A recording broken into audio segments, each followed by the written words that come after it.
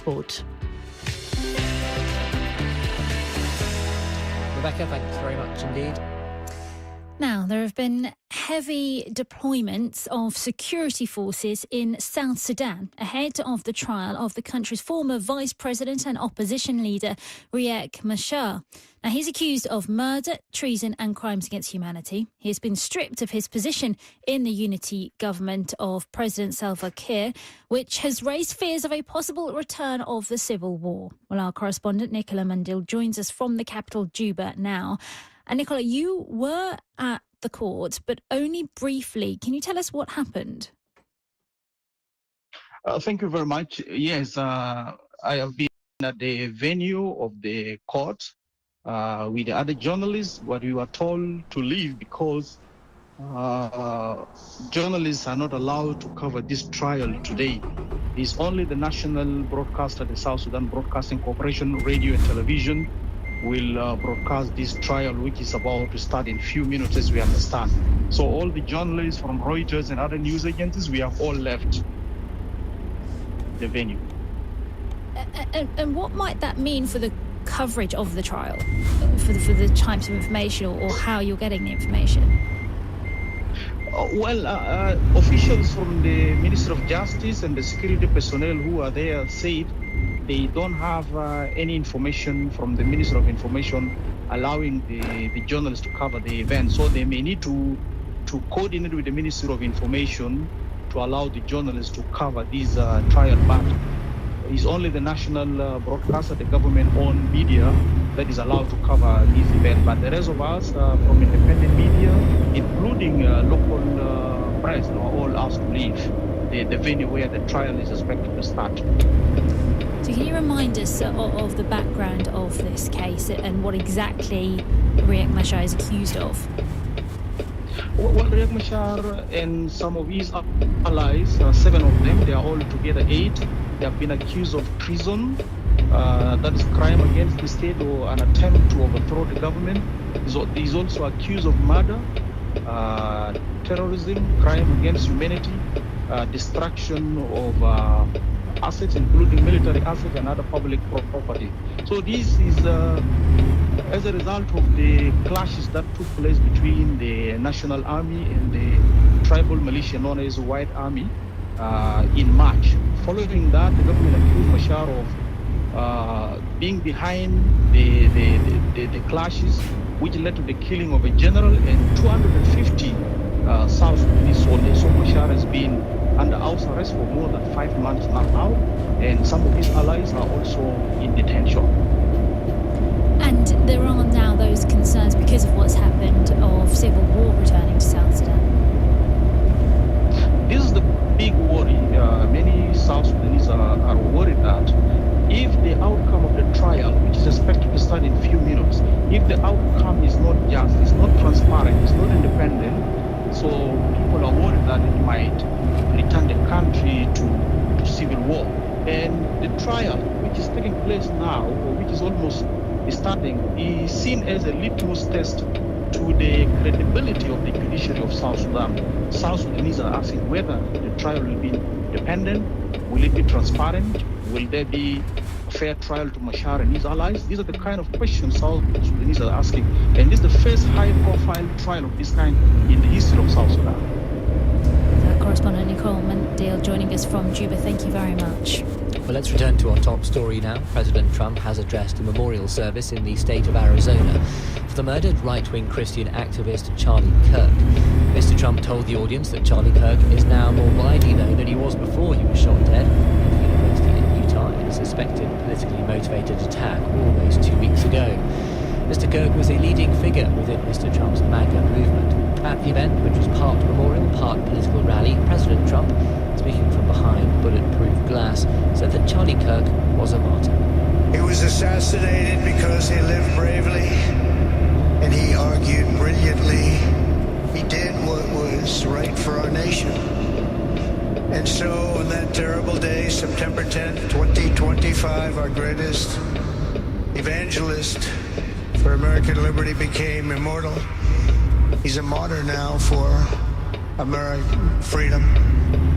Well, I've been speaking to Utah State Senator Daniel Mackay. He was at that event in Arizona and described the atmosphere there. It was very reminiscent of a church service, really, in a lot of ways. It felt very much like a reverent environment. And to a lot of us, it felt sacred. What would you say Charlie Kirk's legacy is, and I suppose particularly in your state, Utah, where he was killed? Well, this has been a difficult, week and a half since Charlie's murder for us, because in Utah we're peaceful people. These are not the kinds of things you would normally expect to see in Utah, and so this has been something we're grappling with to try and figure out the roots causes of this type of really brutal activity, and then looking beyond that, the question then becomes, how do we honor Charlie in a way that is consistent with his message, and at the same time is consistent with Utah's values? And I think if you look at those two overlaps, you see a strong relationship between Charlie's faith as well as his strong interest in supporting the gospel of Jesus Christ, and as well as the interest in really trying to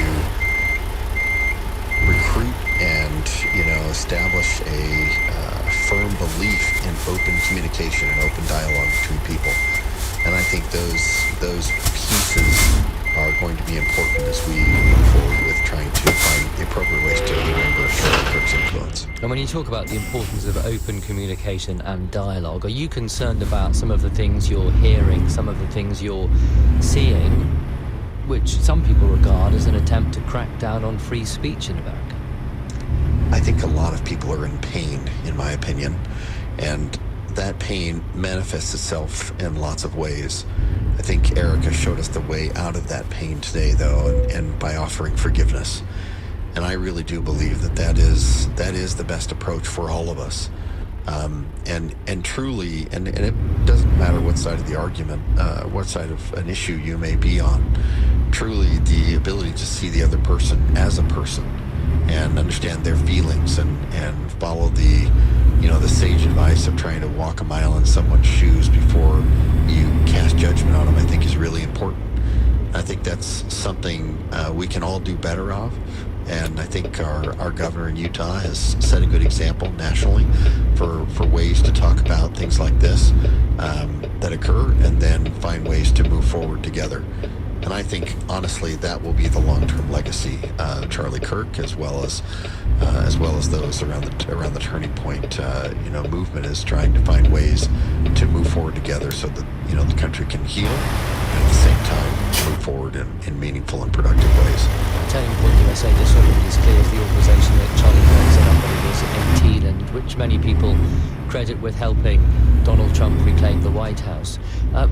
You're right about the Utah Governor Spencer Cox, who's been talking about the need for people to reach across the political aisle to discuss political differences rather than resort to violence. And many people in both the Republican and the Democratic Party are saying that's the kind of message they'd like to hear from President Trump. But he said on that stage today, after Erica Kirk said the answer to hate is not hate, it is love, Donald Trump said he disagreed with Charlie Kirk on one thing. He did not hate his opponents, he wanted the best for them. That's where I disagree with Charlie. I hate my opponents, said President Trump, and I don't want what's best for them. Should the US president be saying that at such a febrile time in the US? Well, I would say that we're all better off by trying to find ways to forgive. I have not been president of the United States, so it's really hard for me to say what he should and shouldn't do. I've not had somebody take a shot at me during a campaign event. I go down the list of things that people have done to the president, and the criminal prosecutions, and I'd say in some ways political persecutions. I think after having been through all of that, it would probably be hard. But I think Erica set a good example for the way the president could probably heal from some of those things as well. Daniel Mackay, who is a state senator in Utah, was at that event in Arizona. That is it for this edition of Newsday. From Priya, myself, and the rest of the team, thanks for listening. Thank you very much.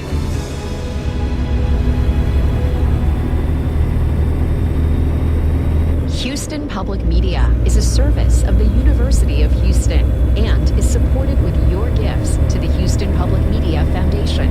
More information available online at houstonpublicmedia.org/donate.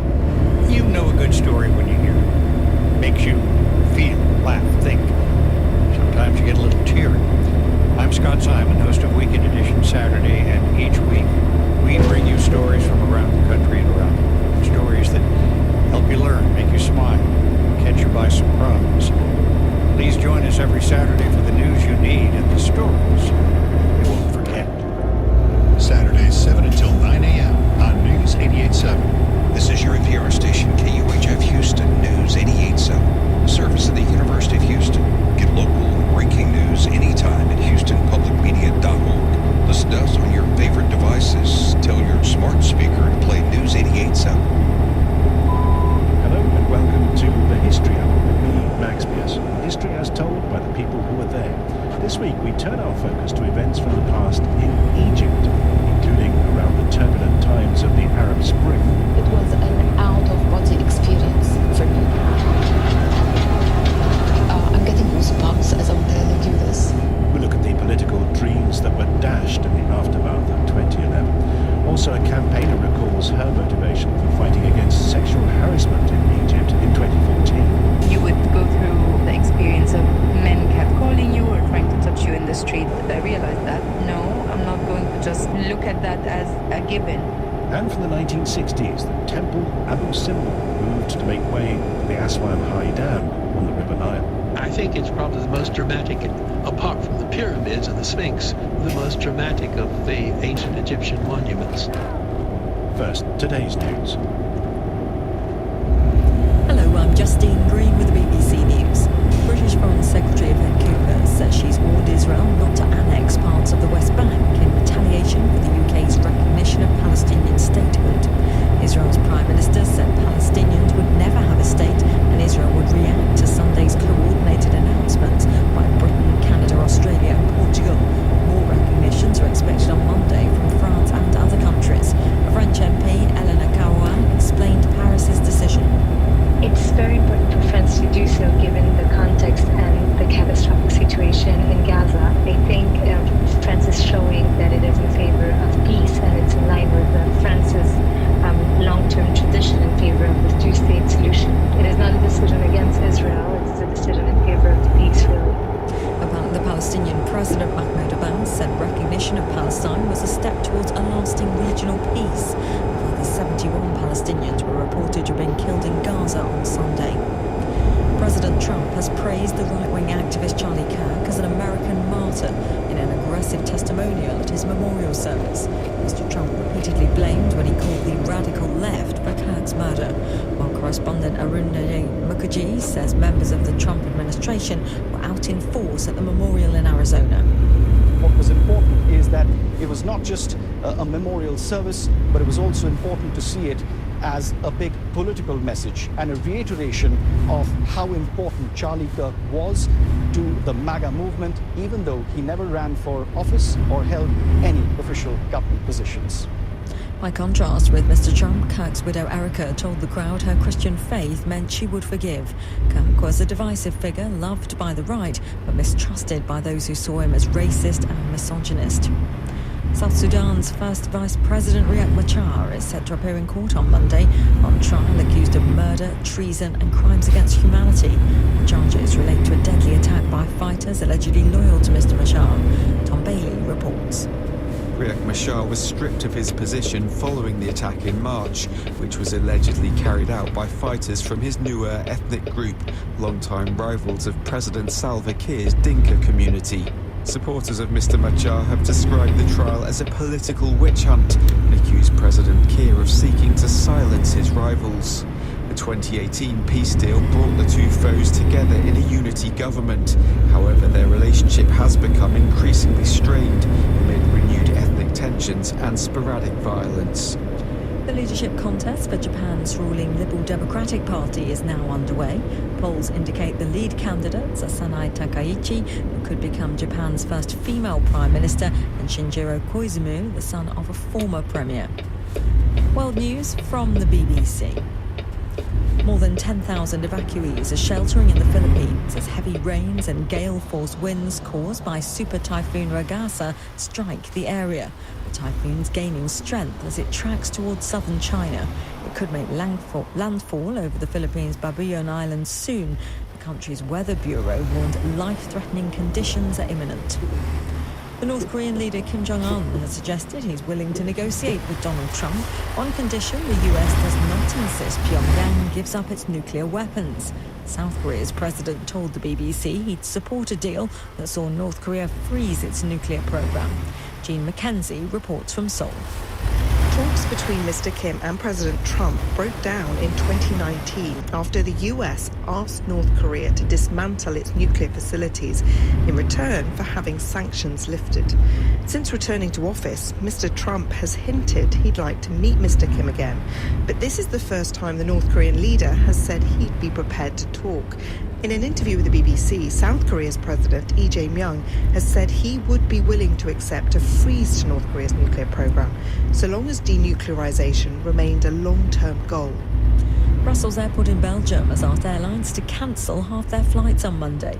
It comes after several of Europe's busiest airports have spent days grappling with a cyber attack targeting check-in and boarding systems. While the disruption eased at both Berlin and London's Heathrow on Sunday, delays and cancellations continued. President Trump has hinted at what will be included in Monday's announcement on autism. Speaking to reporters on his way back to Washington from the Kirk Memorial Service, Mr. Trump said research had identified several areas of concern. He would not comment on links to specific compounds. He said he was concerned about how many vaccines were being given to young children and said inoculation should be more spread out. BBC News. Hello, this is the History Hour with Max Pearson. Witness history guests who've appeared on the BBC World Service this week and who've been recalling key moments from the past in Egypt, including the first post-Arab Spring democratic elections, how the temple at Abu Simbel was moved in the name of progress in the 1960s, the Egyptian actor Omar Sharif in Lawrence of Arabia, and the First Lady who championed better rights for Egyptian women. And it's with the position of women in Egyptian society that we begin. In 2014, a presidential decree was issued which characterized sexual harassment as a crime punishable with jail time and a fine. It was a first step towards confronting what campaigners had argued was an endemic problem. Here's Megan Jones. I'm taking you back to the early 2000s, when, for many Egyptian women, sexual harassment was a daily reality. I think more or less everyone has come across it at some point. In 2014, it became a crime. We're going to hear from one activist who, along with others, helped bring about that change. Let's start by going back to Cairo in 2003. 18-year-old Enji Ghazlan is starting university and taking public transport for the first time. This is when I first came across being, subjected to street and public sexual harassment and assault. I don't think any woman globally feels good when she gets sexually harassed or assaulted, so of course it felt bad. As a young student, as any young female student or any woman in Egypt, you would go through the experience of men catcalling you or trying to touch you in the street. When I started being alone in the street, I realized that, no, I'm not going to just look at that as a given, that whenever I'm in the street, I'm going to experience this. No, I'm going to bring the issue up. I'm going to talk about it in whatever way, shape, or form I can until something is done about it. She did act alongside many others, and we'll hear more about that in a moment. But let's look at how sexual harassment was being spoken about or not spoken about at that time. You couldn't say it on public platforms, right? You couldn't say it on the media or you couldn't say it on TV, but you could, when you're talking to people and friends, you would say it. But we did not have the exact wording. We would say mu'akasat, which in Arabic, if translated in English, would more be like annoyance, like someone annoying you or, making something uncomfortable. But it wasn't really defined in people's minds and in our wording. We did not have an actual word for it, and that applied to everything. The legislation did not have a word for it. We did not have a word for it. According to a recent survey, what women wear has no bearing on how likely they are to be harassed. Modestly dressed women wearing an Islamic headscarf or hijab are just as much at risk. women's rights campaigners are calling for a new law that clearly defines sexual harassment as a crime and makes it easier for women to report it. Women in different neighborhoods and in different areas experience different things. More or less, we all experience similar level of a treatment based on gender, which was, you're a woman, so you're kind of exposed to that kind of behavior. A recent survey by the Egyptian Centre for Women's Rights has lifted the lid on an alarming trend. Of just over 2,000 women questioned, 83% of Egyptian women said they'd encountered some form of harassment. Even more startling, almost 2/3 of the men they surveyed freely admitted that at one time or another they had abused women. While awareness was growing, conversations were beginning online for the first time. People were starting to use blogs to document inequalities or any type of abuse that was happening or any type of corruption that was happening, and they were utilizing social media in the form of the blogs to showcase these issues. So incidents that happened back then were a group sexual assault that happened to girls in downtown during Eid celebrations, and there was also one protest at the press syndicate where women who were protesting there also got exposed to sexual harassment assault. And those two big incidents, I remember them back then. I was still a student. NG decided to join other women fighting to stop harassment. In 2010, she was one of 4 who launched HarassMap, a website to collect and map incidents and offer support. I think from how much attention this gained, the website crashed and we had to work on that, but it got so much attention, and I think it was one of the first also anti-sexual harassment campaigns to be very active online. While the group set about campaigning to make sexual harassment a crime, mass anti-government protests were happening, which by January 2011 swept across Egypt. Egypt's army says it won't use force against the tens of thousands of protesters who've been demanding the removal of the country's president. The military says it considers the demands of the demonstrators legitimate. Egyptians took to the streets, calling for the overthrow of President Hosni Mubarak, whose regime had been in power for nearly 30 years. These uprisings were part of a wider wave of pro-democracy protests across the Arab world, with women at the forefront in Cairo. This programming is sponsored by Pearland, Texas, a community with a variety of living options, from new construction, mature neighborhoods, and urban living, designed for any lifestyle. More at pearlandedc.com/inspiration. Pearland, inspiration lives here. But then as things escalated and the different political groups started having interests and started fighting, things started becoming less and less safe in Tahrir Square, and we don't know exactly, we do not have one proof of why people by the end of the protest and as the years went by were experiencing mob sexual assaults and group sexual assault. After the fall of Mubarak, Egypt's military took control.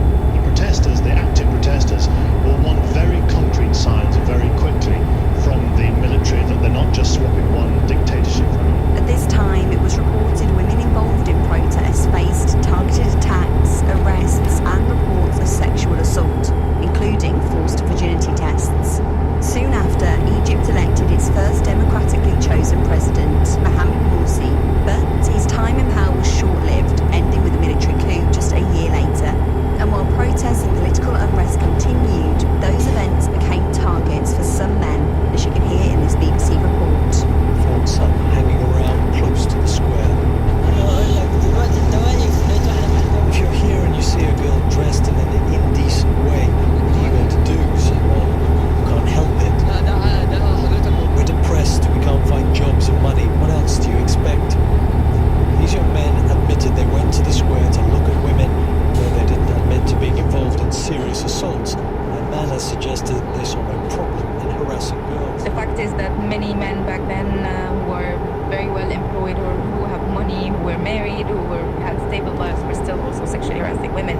So I think it was a power dynamic thing. It had nothing to do with their circumstances, because as much as there was, yes, unemployed men who were sexually harassing, there were unemployed men who were not sexually harassing. And regardless of why, we needed to have legislation that would stop this behavior. You don't ask someone why they steal, you kind of, put a punishment. You don't ask someone why they're corrupt, you put a punishment.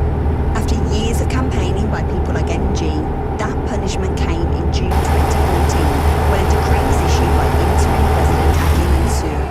Egypt has sexual harassment of women a crime for the first time. Men who harass women will face up to 5 years in prison. A survey last year found that almost all Egyptian women had experienced some form of sexual harassment, from verbal abuse to rape. Under the new law, harassers would also face a minimum fine of 3,000 Egyptian pounds, which is around $60 US. If the crime is repeated, the sentence and fine are also increased. And if offenders hold a position of power over their victims, they'll get a longer sentence. I felt that this was a success for all of us, to all of the women who worked hard on this issue, to all of the women who experience sexual harassment every day of their lives, or day in, day out. I think I felt that it's the beginning, it's not the end. Yes, it was a milestone in many years of working on the issue.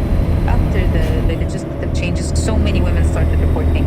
So many women also had the awareness that they can report. But there's still work to be done.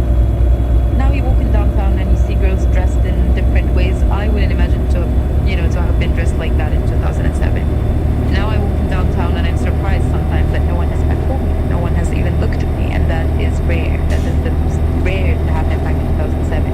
I'm not saying it has to stop completely or vanished, or it's globally. I still travel all over the world and experience it everywhere on some scale, but I think it has majorly reduced due to years and years of, I would say, even not just activism, it was nagging the issue.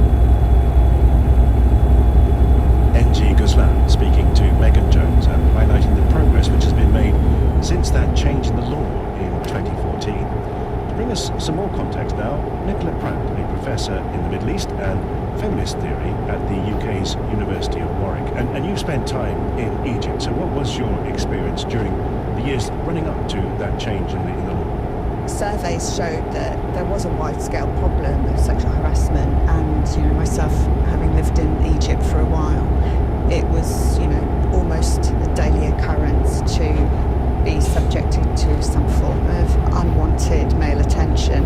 One of the difficulties that women's rights campaigners had in leading up to the change in the law was the way in which sexual harassment was almost like a taboo issue in public discussion, because it pertained to women's bodies, women's sexuality, and this is one of the reasons why the government had resisted for so long getting into that topic. I think it's one of the achievements of the revolution of 2011, because women were so highly visible in that revolution, and at the same time there was a backlash against that in the form of targeted sexual assaults against women protesters.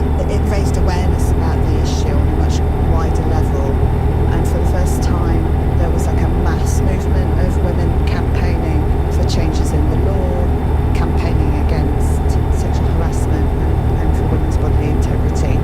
Whereas before the revolution, it was mainly like small groups of NGOs. So the revolution really helped boost the pressure from below for the government to change the law. Would it be fair to say that the traditional role of women in what is a predominantly Muslim country like Egypt continued and endured into what we might call the modern era, despite equality actually being enshrined in the constitution? I'm not very comfortable using that sort of language of tradition versus modernity, because I think these sorts of binaries can sometimes be a bit misleading. What you have is, from the start of the Egyptian national movement against British colonialism from the early 20th century, women's groups emerged and they were part of the national movement and they were calling for greater rights. However, male nationalist leaders sort of limited what was permissible in terms of women's demands. So it was fine for women to have greater education and maybe even go out into the workplace and have sort of greater visibility in that sense. But within the home, they wanted to retain patriarchal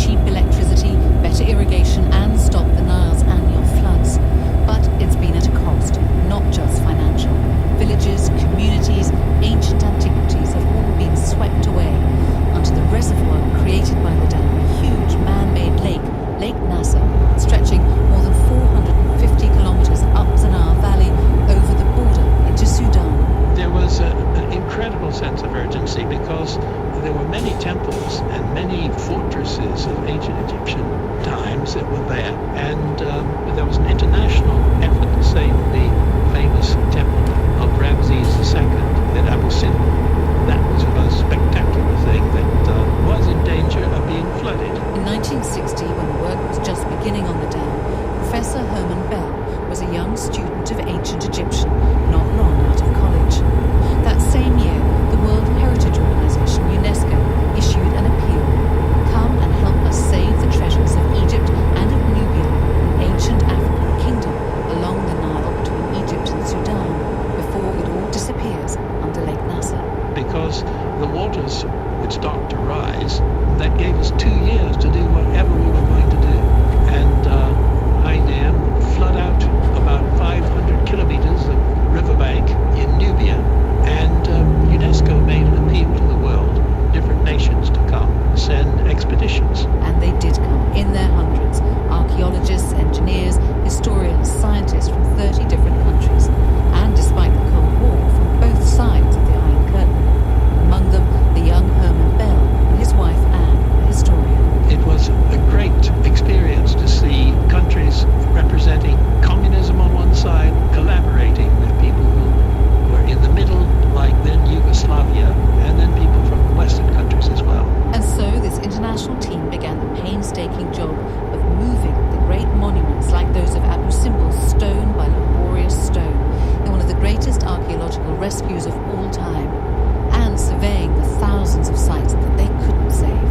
In these interviews from the time, a UNESCO official and a British archaeologist described the huge tasks that they faced, documenting this ancient land before it disappeared. Surveys on the ground are, of course, nothing more or less than just hard work. We just walk along, looking at the surface, looking for discolorations which indicate brick walls below the surface, indications of pottery, prodding with rods through the surface, into hidden graves and that kind of thing. We would set out at 5:30 in the cold of the morning, sweaters round our shoulders, and off we would start on the march. On one day we might find 4 or 5 completely plundered and emptied cemeteries. We might walk 25 miles and back and find relatively nothing. Nubia's a hard and hot country. In summer the temperature rises to nearly 140 degrees in the shade, if you can find any shade. There is no means of transport except the Nile itself, and everybody travels by boat. When we're traveling through Egyptian Nubia, we went by sailing boat there. We saw these most spectacular villages where the women had developed their own art on the houses. Then they were moved and they were lost. My wife and I were given jobs like looking at pottery. We worked in a very interesting place which had been built by Ramses II, whose face is on the Temple of Abu Simbel as well. It was re-inhabited later by the Nubian Christians, and there were lots of churches there, and great fortresses which were mud brick. There's just no way of saving them. But they could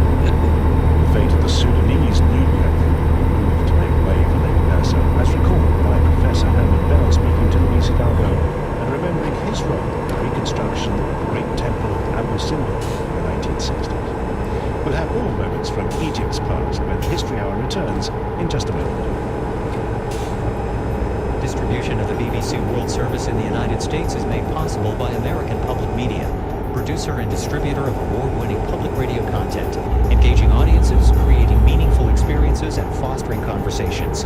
APM American Public Media, with support from TreviPay, a managed B2B payments platform for global brands, offering zero-touch AR plus tools to help reduce DSO at TreviPay.com. This is Eric Glass. On This American Life, we like stories that surprise you. For instance, imagine finding a new hobby and realizing to do this hobby right, according to the ways of the masters, there's a pretty good chance that you're going to have to bend the law to get the materials that you need, if not break it. Yeah, to break international laws. Real life stories, really good ones, every week. Saturdays at 11 a.m. and Wednesdays at 9 p.m. on News 88.7. Coming up in part 2 of the History Hour with Max Pierce, recollections from Egypt's first free democratic presidential election in 2012. The moment the Egyptian actor Omar Sharif swept onto the world stage in the film Lawrence of Arabia, and Jihan Sadat, the First Lady, broke the mold to change Egypt's divorce laws. They have never seen the wife of the president in any Arab country doing what I did. First, a news summary. BBC News with Justine Green. Britain has warned Israel not to annex parts of the West Bank in retaliation for its recognition of Palestinian statehood. Israel's Prime Minister said Palestinians would never have a state, adding that Israel would react to Sunday's coordinated announcements by Britain, Canada, Australia and Portugal. President Trump has hailed the right-wing Christian activist Charlie Kirk as an American martyr. Kirk's widow Eric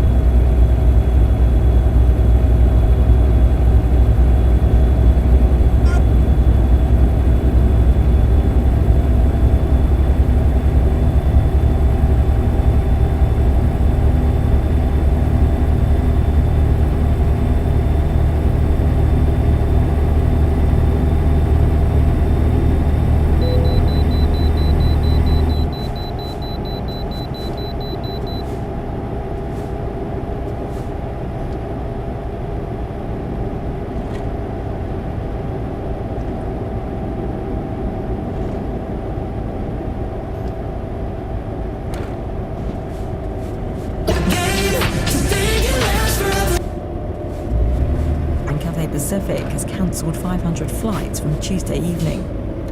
New data shows that many countries are ramping up coal, gas and oil extraction to levels incompatible with climate change commitments.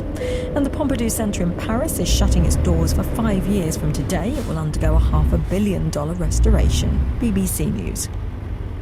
Welcome back to part 2 of the History Hour with Max Pierce. This week looking at past events in Egypt. Still to come, the former First Lady Jihan Sadat and her fight for women's rights, and Omar Sharif's defining role in Lawrence of Arabia. But before that, we're going back to the aftermath of what became known as the Arab Spring. In June 2012, Egypt held its first ever free democratic presidential election. Mohamed Morsi, representing the Muslim Brotherhood, won.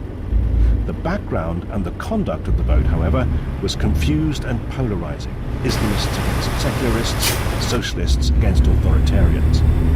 In 2022, Ben Henderson spoke to a woman who found herself campaigning in this charged atmosphere. So within family and friends, including, my parents and my brother, I was basically cast out at that time. As why would you side with this guy who is an Islamist?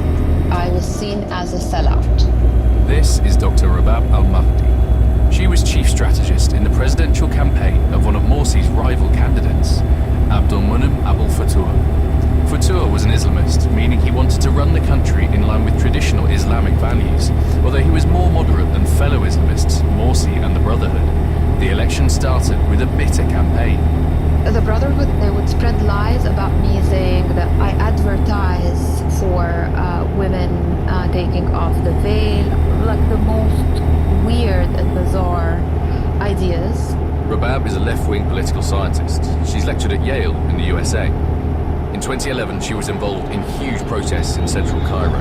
They led to the toppling of Hosni Mubarak, who'd ruled Egypt as a brutal dictator for 30 years. I remember everything vividly about this day. It was an out-of-body experience for me. I'm getting goosebumps as I'm telling you this, literally. Within a year of those protests, the first free presidential elections were taking place. So how did Rabab, a liberal feminist who supported the 2011 revolution, end up siding with an Islamist candidate? I saw this campaign as a bridge between the socially conservative currents in society and a more progressive outlook. The secular activists hadn't put up a strong candidate, so Rabab decided she had to compromise on her progressive values and embrace a certain amount of conservatism. Standing in the way of Rabab's boss, Fatua, was the Brotherhood's candidate, Mohammed Morsi. He didn't make much of an impression on her, though. He was very friendly, but he had very limited horizons. He thought that the patriarchal conservative stance that he and the Muslim Brotherhood have and promote is representative of all Egyptians. And I disagreed on that.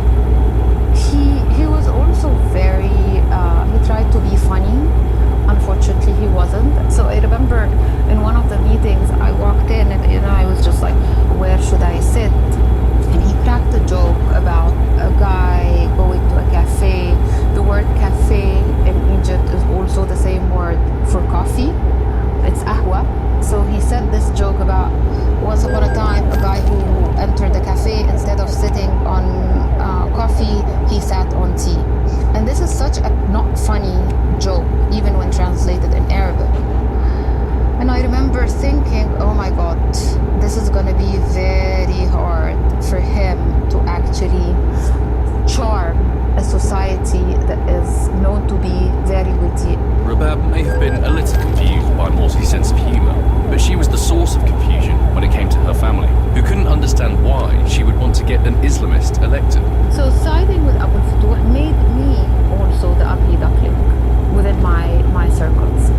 I was seen as someone who is selling out to the Islamists. And the real Islamists, the Brotherhood, were calling me an infidel who is, so to speak, for them, a loose woman, supporting sexual promiscuity, which is in a conservative society something really big. So I had it coming from both sides. Rabab thought the criticism was worth it, though, as she felt she was giving moderate Egyptians a voice. I felt a lot of love and support from regular people. It was my 15 minutes of fame. I would be stopped on the street and I would be speaking in rallies with hundreds of thousands of people cheering me. In May 2012, on the eve of the first round of voting, Rabab was confident Fatua would win. After the first vote, the two most popular candidates would go through to a final round.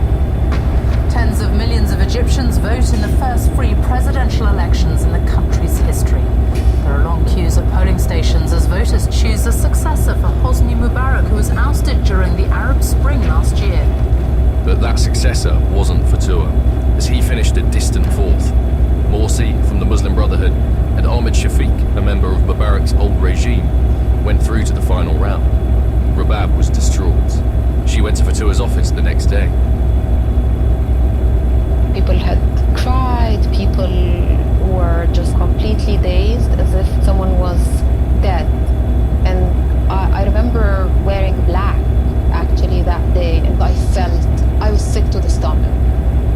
For moderate Egyptians like Rabab, the result left them with a choice they didn't want to make between the hardline Muslim Brotherhood and a return to the hated old regime they'd overthrown only the year before. After the final votes, there was a week-long gap while the ballots were counted. That allowed rumours to begin to swirl about a military takeover. Morsi, who seemed to be in pole position, feared the military would try to seize control of the country. So, he invited the country's biggest political players, including Rabab, to a meeting where he tried to win their support, and in doing so, stand up to the army. Rabab remembers arriving. I was very hungry, and there was this huge buffet, I remember.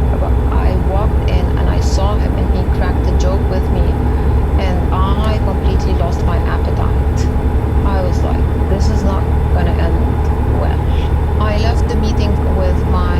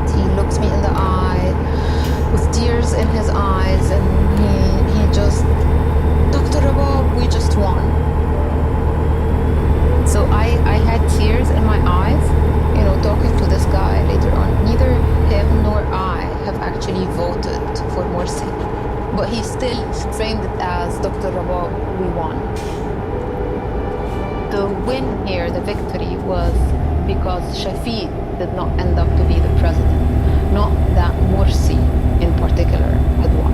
And at the same time, the people right behind me were like, oh my God, what a catastrophe.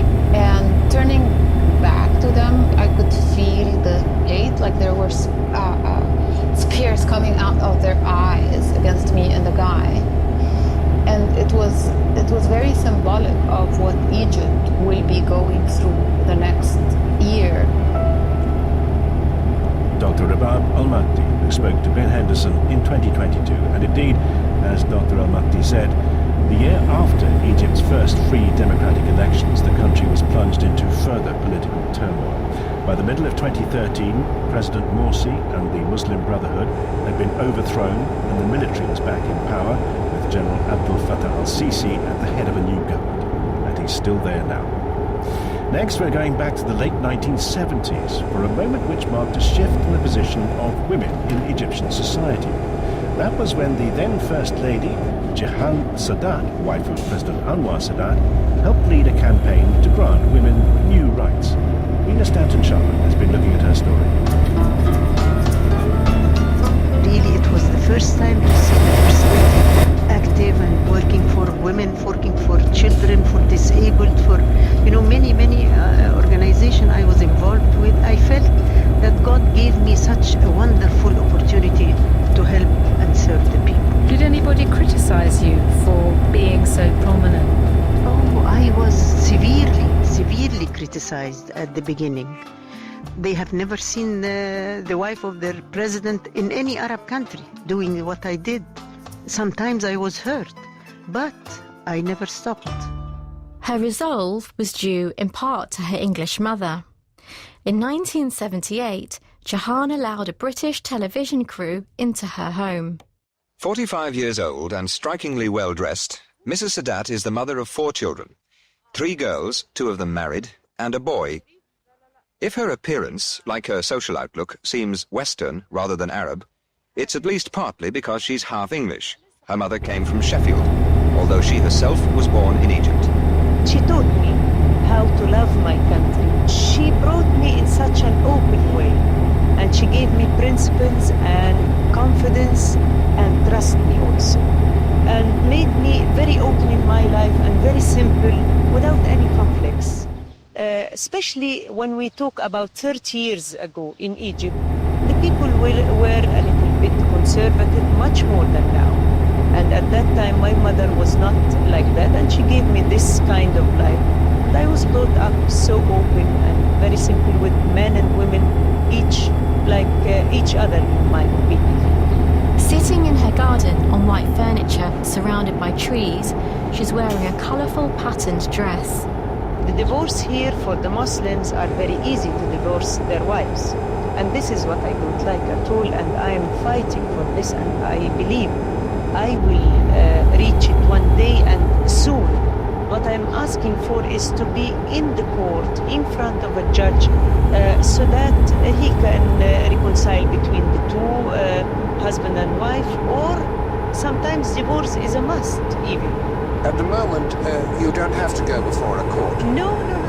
It is for the husband to divorce whenever he wants, without going to the court, and sometimes even if she doesn't know, he can send her the divorce paper, and that's all. I want it to be something legal for women to be in the court and in front of a judge. What do the men feel about these reforms you're suggesting? Do they like it? Are they happy?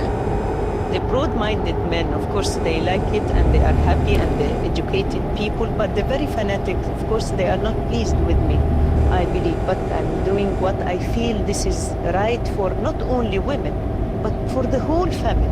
Jahan wanted to help mothers who'd found themselves in heartbreaking situations after divorce, as she told the BBC in 2010. I met many divorced women who were really suffering a lot, not seeing their children. The father escaped, taking the children. The father is not paying the alimony. The father, she doesn't know where he is now. She goes to his work. They don't tell her anything about him. You know, they were lost. There were so many tragedies with women who were divorced, and really they broke my heart because I wanted to do something for them. But I always be very diplomatic with men. I never fight them. I always tell them we are partners. We are not competitors. We need you. You are my father, my brother, my husband. We need your help. And it was her partner, the president, that she also needed to convince. In her 1987 autobiography, A Woman of Egypt, she revealed one conversation she'd had with him. Over half our population are women, Anwar. Egypt will not be a democracy until women are as free as men. As a leader of our country, it's your duty to make that happen. A 1986 BBC documentary about the impact of divorce on women around the world included an interview with Faten Hamama, the actress who starred in the 1975 film I Want a Solution, and also co-wrote the screenplay. She plays Doria, who struggles to end her marriage to a man she's never loved. Watching the film, she explained what was happening. She's saying the judge is asking her why you married him. She said 20 years ago I couldn't choose my husband. It was my father who chose the husband for a woman, and from the first year I told my father I cannot go on with him, but this was a scandal for the family. Then I had to go on. I had a child from him. I had to raise the child. I lived with him 20 years. Like a very good wife and a good mother. 20 years I couldn't take my rights. In these 20 years everything in this society have changed, but not the right for a woman. The movie had an impact on Jahan, and she achieved her dream, making it easier for women to divorce and for their children to stay with them. This film is credited with having had great influence in the reforms of the divorce law that took place in 1979, reforms that gave more rights to women. However, there was powerful opposition to these changes from fundamentalist Muslims who saw them as encouraging women to leave their husbands. And in 1985, the new laws were repealed.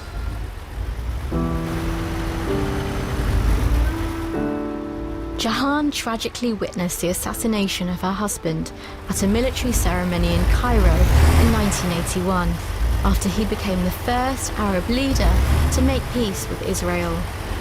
Then as the parade was reaching its climax, with most people's attention distracted by an aerobatic display, 2 grenades exploded.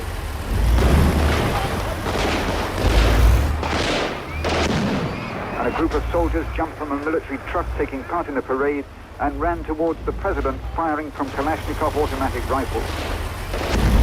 My bodyguard pushed me because the bullets were coming in the window, and really he saved me. And when the bullet stops and the fire stops, I rushed to the window again to see what happened. I haven't seen him.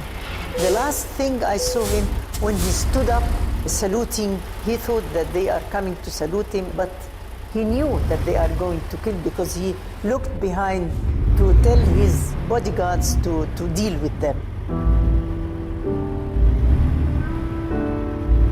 Jahan Sadat died in 2021.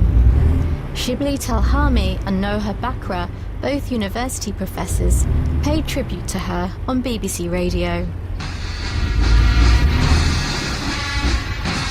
She was given a state funeral. No other woman in contemporary Egypt had been given a state funeral. I think she leaves a legacy of accomplishment, of a role model for many, many women in Egypt. Lots of women believe they owe her a lot, not only for family laws, but also for inspiring, for becoming a role model, for promoting the idea of the importance of civil society. Memories of Jahan Sadat, the late First Lady of Egypt, with Rina Stanton-Sharma. Finally this week, an Egyptian actor who left a significant legacy in world cinema. It was in 1962 that Omar Sharif made his Hollywood debut in Lawrence of Arabia, a sweeping epic that would become one of the most popular films ever made. Jill Kersley tells the story of a movie legend. Sharif rode into English-language cinema in one of the most memorable entrances in the history of movies. His 1962 performance in Lawrence of Arabia was nominated for an Oscar. This is my way. That's from CBS. The arrival of a star who was born Michel Sharif, known to his friends as Cairo Fred, and celebrated around the world by his stage name, Omar Sharif. Sharif means noble in Arabic, and is a name that is said to have suited him perfectly. I'm using BBC Archive to tell his story. Omar was born in Alexandria, Egypt. His film career began in the 1950s. While he was a prominent figure in Egyptian cinema, he remained largely unknown beyond his home country. Then, one day, somebody called on the telephone and said, there's an American producer who's here who'd like to see you. And I didn't know where he'd even heard about me. And I went to the Shepherd's Hotel in Cairo, and there was Mr. Sam Spiegel. And he said, we'd like you to come and test for a small part in a film. And they sent me out to the desert. I was tested and got the part. It was just miraculous. I mean, you don't get many opportunities if you're living in Cairo of getting such a good role in an international film. the film Lawrence of Arabia depicts the real-life story of British officer T.E. Lawrence, played by Peter O'Toole, as he unites and leads Arab tribes to fight the Ottoman Turks during World War I. Omar remembers his first meeting with director David Lean being extraordinary. I came to the desert on this little plane, and the film unit was in the middle of nowhere, really, in the middle of the Jordanian desert. And in the desert, where the plane landed, there was one man standing. And I came off this plane, and this man took 2 steps towards me and shook my hand and looked really through me and said, "Omar, I'm very pleased that you're here. Come with me." And we went straight away into wardrobe. And he sent the wardrobe man out of the room. And he said, Omar will choose his costume. He knows better than you what he should wear. Filming took about a year and a half, with around 9 months spent in the desert, where the cast and crew lived in tents. The desert has to look perfect in every shot. So to achieve this, a team of about 300 people were tasked with sweeping the sand before each take. There was time for some fun too, as Omar recalled on the BBC TV programme Parkinson. While we were out there, we got the newspapers from England. We were reading that there was a new thing that was very fashionable in all the nightclubs and discotheques. And we read that everybody was doing the twist. And Peter O'Toole and I said, God, we're going to go back to London and we'll be ridiculous. We'll go to these discotheques and we won't know how to dance. So he said, I know what we'll do. We'll import a teacher. So he arranged it with production. She brought this one record, which was a peppermint something. Peppermint twist. Yes. And we had this every evening after shooting. Get a bottle of whiskey out, have a couple of drinks, put the record on, and start going, you know. And Omar stood up and gave the audience a brilliant display of the twist.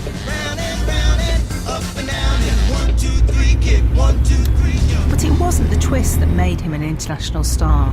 It was that one scene that would be written in the film history books, when he made his unforgettable debut as Sheriff Ali, dressed in flowing black robes, riding on a camel. There was no dialogue, no music, just the rhythm of hooves and tension.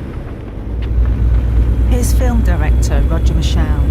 It starts actually as dust on the horizon, and then slowly the dust accumulates into a figure in a mirage, and you're constantly cutting back and forward to Lawrence. And is it Zia Moyedin who's playing his guide? It's like a massive western street scene, but it's over like about a half a mile instead of a few hundred yards. And suddenly Zia Moyedin can't take the tension any longer, and he rushes for, in fact, Lawrence's gun. He grabs the gun and he's shot dead. Omar Sharif then arrives, and I know Peter O'Toole was very good at riding camels, but Omar Sharif gets off his camel like Marlon Brando getting off a Harley Davidson. I mean, it is such a cool dismount from any kind of vehicle. And this film star is born at that moment. I mean, that's his entry into world cinema, and there's never been a better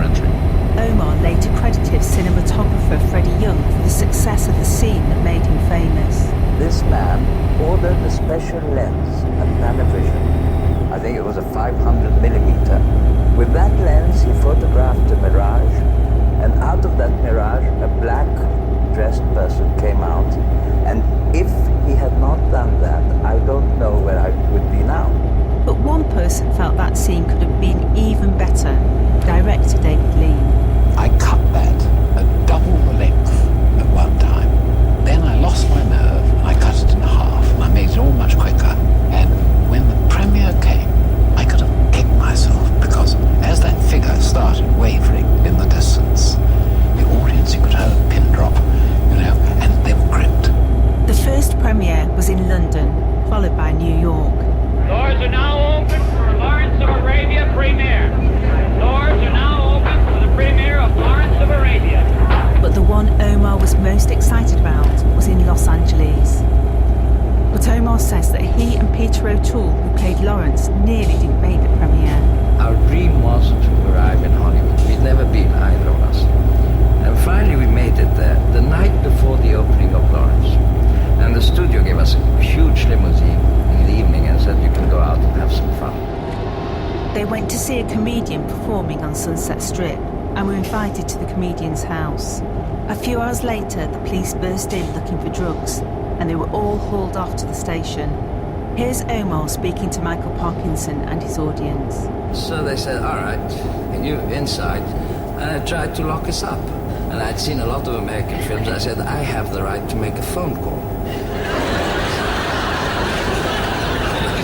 Yes. I picked up the phone and called the Beverly Hills Hotel where Sam Spiegel, the producer, was staying. Anyway, finally I got him on the phone. He was half asleep. I mean, he was so much half asleep that he said, who is this? I said, it's Omar. He said, Omar who? I said, how many Omars do you know?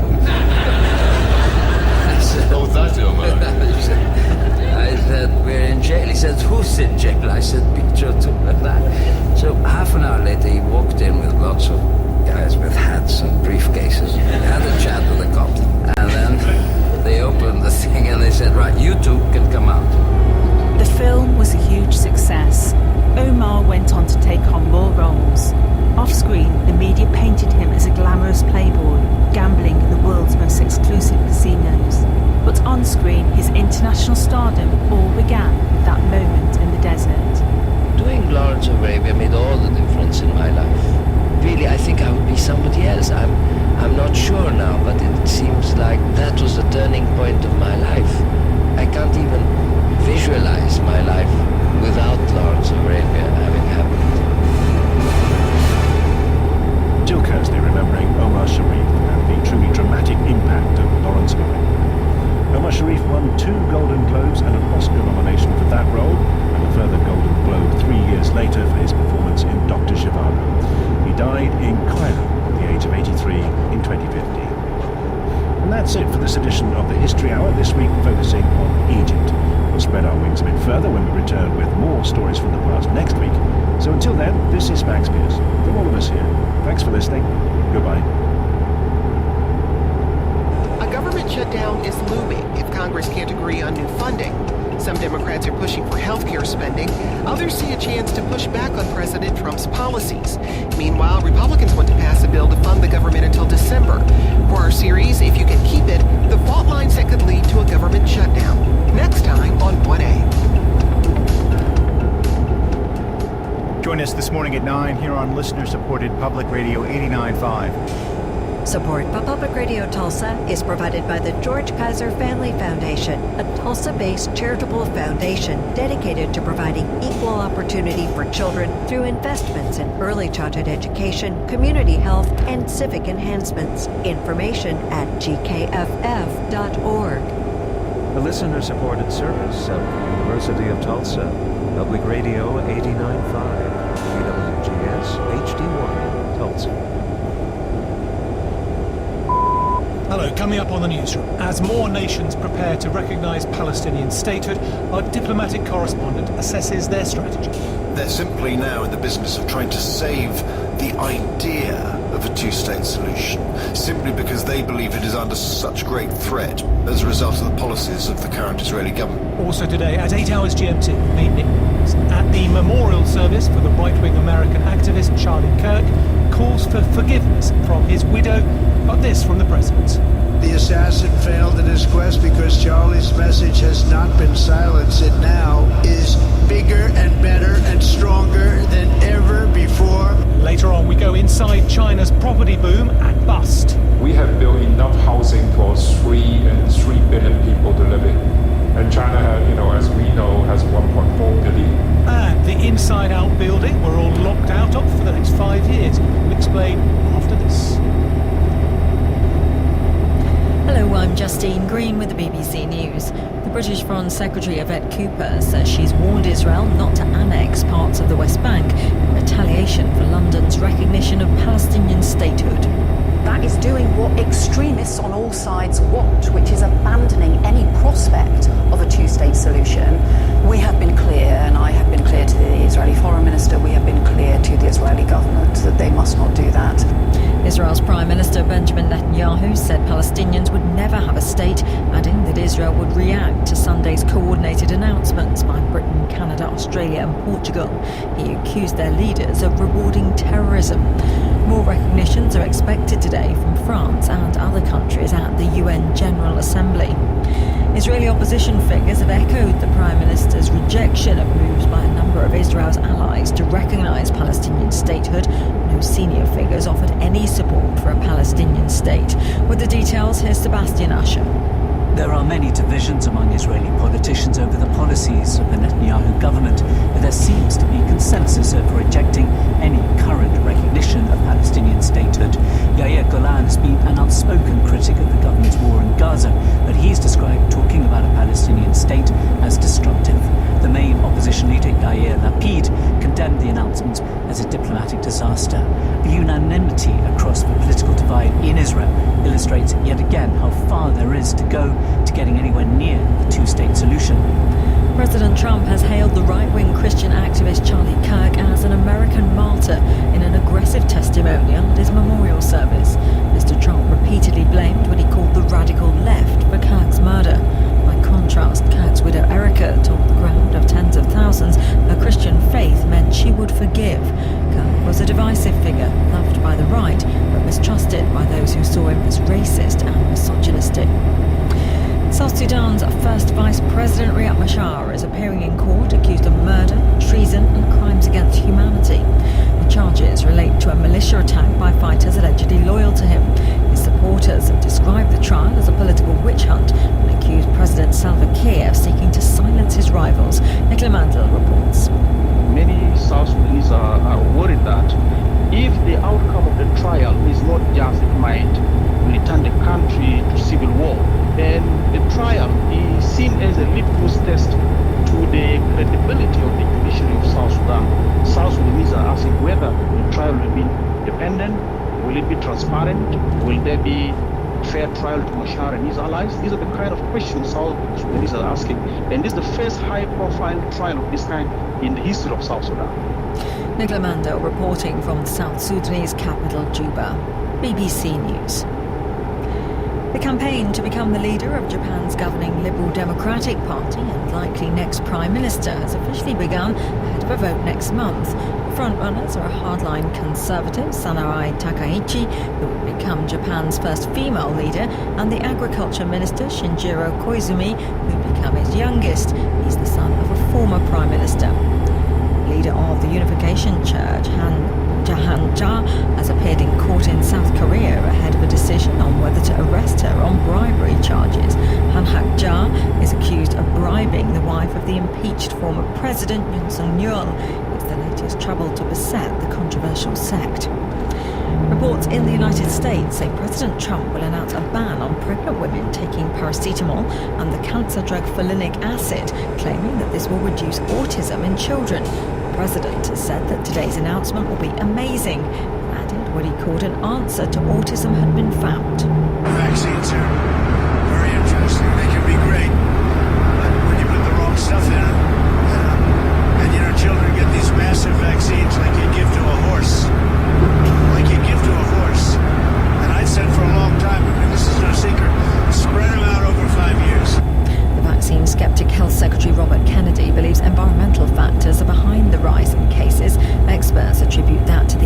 expansion of the definition of autism and improved diagnosis. One of the world's most celebrated museums, the Pompidou Centre in Paris, is shutting its doors on Monday for 5 years. Its permanent collection was closed to visitors in March, but visitors will have one last chance to see its current exhibition by the German photographer Wolfgang Tillmans. Then the buildings move in to start work on a $500 million restoration designed by a team led by architects Renzo Piano and Richard Rogers. BBC News. Thanks very much. You're listening to the newsroom on the BBC World Service with me, Nick Woods. We start with what is a hugely contentious issue, the recognition of Palestinian statehood. In a few hours' time, as nations gather for the UN General Assembly in New York, France and a number of other countries will add their names to the list of countries that deem Palestine to be a sovereign state. Britain, Australia, Canada and Portugal all recognise Palestine on Sunday, bringing the total of that list to 147 nations. Well, reacting to that, Israel's Prime Minister Benjamin Netanyahu said Palestinians would never have a state, adding that Israel would respond further. Well, many people believe that could mean annexing the West Bank, a course of action Britain and others have warned Israel against taking. Hamish Faulkner is Britain's Foreign Office Minister for the Middle East. We are very clear on the West Bank. The West Bank has seen a huge expansion of violent settlements. We've done 3 waves of sanctions focused on that question. It is vital that the Israeli government heeds those calls. There will be efforts at the UN this week. I understand that President Trump will also be hosting meetings about what needs to come next in the region. It is absolutely vital that there is no further escalation. Well, meanwhile, the head of the UN agency in Gaza, UNRWA, Philippe Lazzarini, spoke about the momentum behind recognising Palestinian state. I do believe it's very important, especially if after the recognition it is translated into genuine commitment to make peace and the two-state solution a reality. We have 2 people, 1 land or 2 lands, they have to live together. Well, some family members of hostages still being held by Hamas have voiced their anger over the move of recognition. Adam Manit, whose cousin Sachi Idan was kidnapped on October the 7th and killed in captivity, is one of them. I'm despondent. I'm desperately upset at the squandered opportunity that was before us, that the UK government could have imposed some conditions on its intention to recognize the state of Palestine.